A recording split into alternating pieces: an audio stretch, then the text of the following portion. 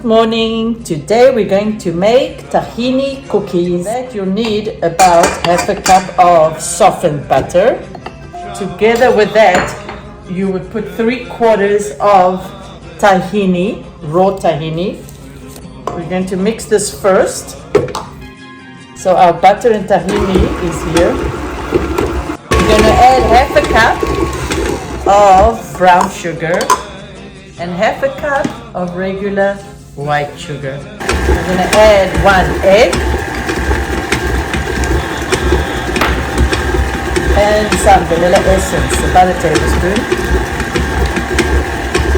We're going to put like half a teaspoon of salt. Salt is important here to bring up the flavor. And now for our flour, we're going to put 1.5 cups of flour. So this is half, 3 halves.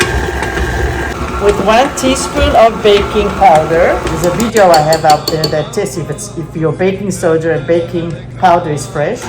So we're going to take our cookie dough and we're going to make about the size of a ping pong ball. And when we put it on our tray, we're going to press it down. Now this gets baked at a 320 oven for 20 minutes. So it's exactly 20 minutes. So tahini is a good source of iron and potassium and some calcium. So this is a good way of providing your kids with good vitamins and minerals. I hope you're enjoying my video so far. So I got 20 on this pan and I got 4 little extra ones.